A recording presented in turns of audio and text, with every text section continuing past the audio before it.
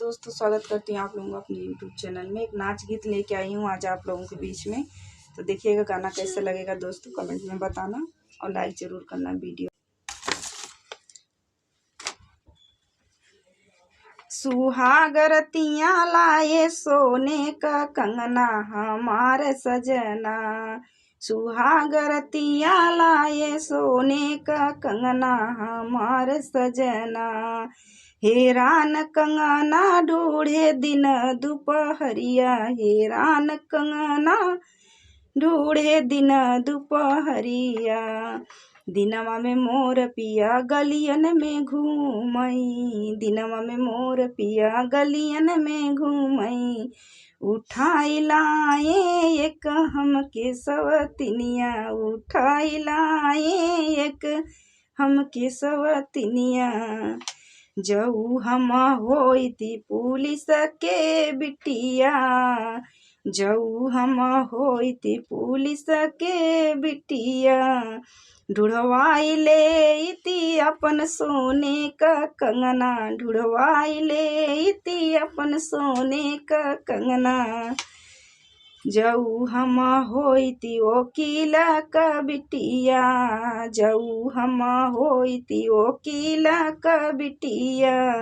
दिखाई देती उनके कोट कचहरी, दिखाई देती उनके कोट कचहरी।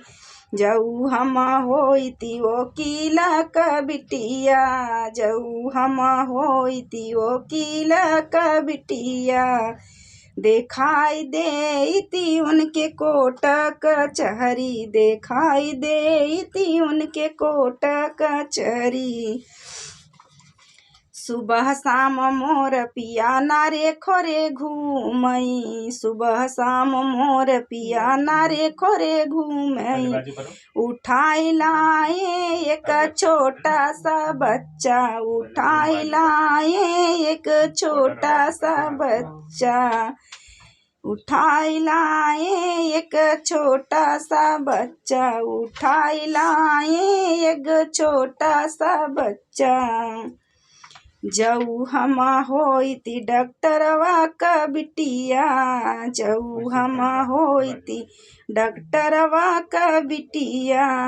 करवाई देते उनकर DNA का टेस्ट, करवाई देती उनकर DNA का टेस्ट, करवाई देती उनकर DNA का टेस्ट। सुहागरतियाँ लाए सोने का कंगना, सुहागरतियाँ लाए सोने का कंगना।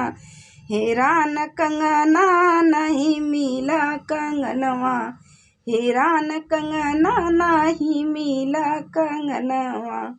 तो दोस्तों, ये हमारा नाच गीत। अगर गाना अच्छा लगेगा तो बताना ज़रूर। अगर इस गाने में कोई भूल चूक हुई हो तो प्लीज़ माफ़ करना दोस्तों।